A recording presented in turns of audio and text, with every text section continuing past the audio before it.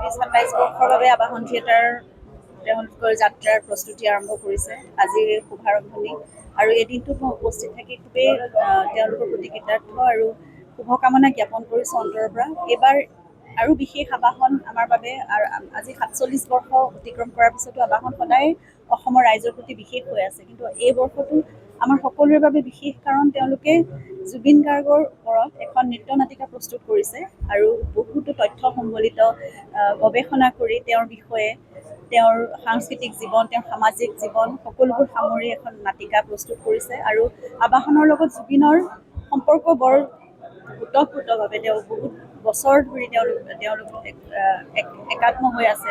গতিকে জুবিনৰ সেই আন্তৰিকতাক তেওঁলোকে শ্ৰদ্ধা জনাই, মৰম সন্মান জনাই তেওঁলোকে নাটিকাখন প্ৰস্তুত কৰিছে। আৰু মই ভাবোঁ সেয়া যেতিয়া অসমৰ ইমূৰৰ পৰা সিমূৰলৈ নাটিকাখন প্ৰস্তুত কৰা হ'ব, উপস্থাপন কৰা হ'ব, অসমৰ ৰাইজে জুবিনৰ বিষয়ে বহু কথা জানে যদিও বহু নজনা কথাও আৰু দেখিবলৈ পাব, আৰু সেয়া মঞ্চত উপস্থাপিত হৈ তেওঁলোকে সেয়া দেখিবলৈ পাব। গতিকে এইখিনি এটা ৰেকৰ্ড হৈ থাকিও যাব।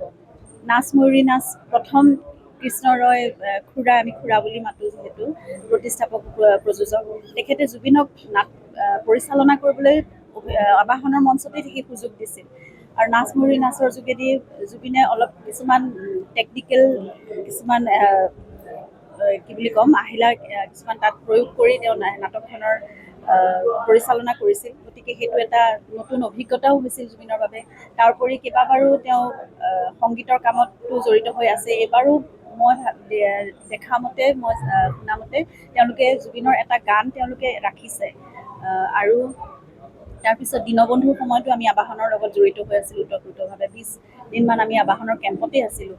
গতিকে তেনেদৰে আবাহনৰ লগত আমাৰ এক বিশেষ আত্মিক সম্পৰ্ক এটা আছে। আৰু প্ৰস্তুতিয়ে যেতিয়াৰ পৰা দায়িত্বভাৰ গ্ৰহণ কৰিছে দেখিছোঁ 2018 চনৰ পৰা, খুব নিখুঁতভাৱে তেওঁ যেনেদৰে প্ৰতিটো কাম নিখুঁতভাৱে কৰে, আবাহনৰ এই যাত্ৰাও তেওঁ জয়যাত্ৰা হিচাপে, একদম যুগান্তকাৰী যাত্ৰা হিচাপে তেওঁ কঢ়িয়াই লৈ গৈছে। 150-200 পৰিয়াল তেওঁ আপোন কৰি লৈ সেইমতে আৱৰি সামৰি সকলোকে আগবঢ়াই লৈ গৈছে। আৰু খুব সুন্দৰভাৱে প্ৰতিখন নাটক প্ৰতি বছৰে তেওঁ উপহাৰ দি আহিছে। এই বছৰৰ যাত্ৰাও তেনেদৰে তেওঁ আগবঢ়াব বুলি আশা কৰিছোঁ।